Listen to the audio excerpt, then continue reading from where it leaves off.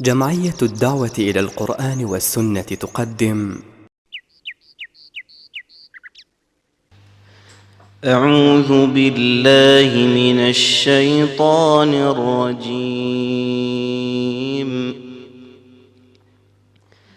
إن هذا القرآن يهدي للتي هي أقوم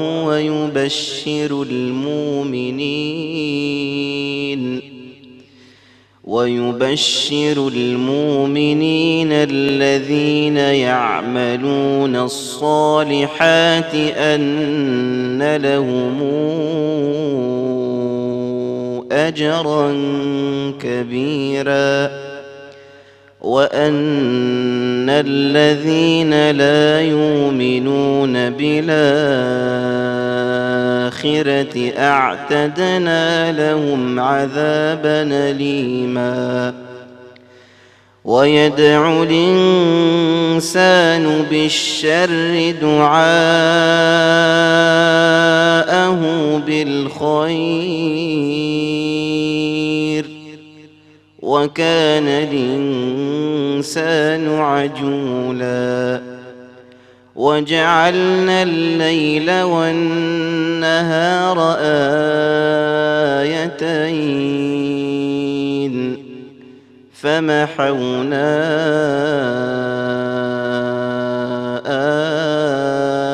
آية الليل وجعلنا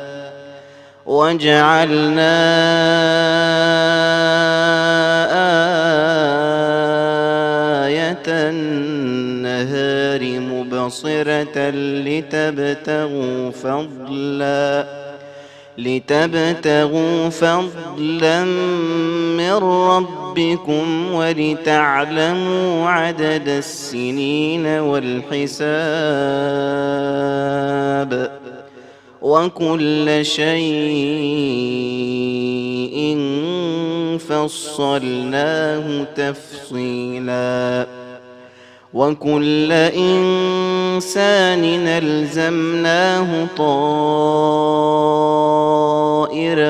في عنقه، ونخرج له يوم القيامة كتابا يلقاه منشورا. اقرأ كتابك كفى بنفسك اليوم عليك حسيبا. من اهتدى فإنما يهتدي لنفسه، ومن ضل فإنما يضل عليها، ولا تزر وازرة وزر أخرى، وما كنا معذبين حتى نبعث رسولا. وإذا أردنا أن نهلك قرية أمرنا متر فيها ففسقوا فيها فحق عليها القول فدمرناها تدميرا.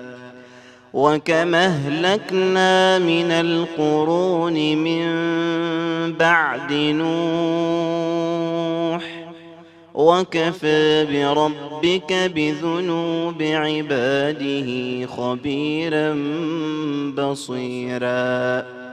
من كان يريد العاجلة عجلنا له فيها ما نشاء لمن نريد، ثم جعلنا له جهنم يصلاها مذموما مدحورا. ومن أراد الآخرة وسعى لها سعيها وهو مؤمن فأولئك كان سعيهم مشكورا.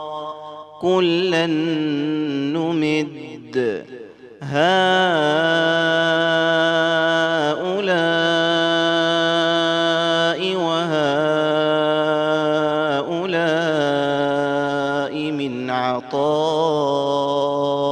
ربك وما كان عطاء ربك محظورا انظر كيف فضلنا بعضهم على بعض وللآخرة أكبر درجات وأكبر تفضيلا لا تجعل مع الله إلهنا آخر فتقعد مذموما مخذولا وقضى ربك ألا تعبدوا إلا إياه وبالوالدين إحسانا إما يبلغن عندك الكبر أحدهما أو كلاهما فلا تقل لهما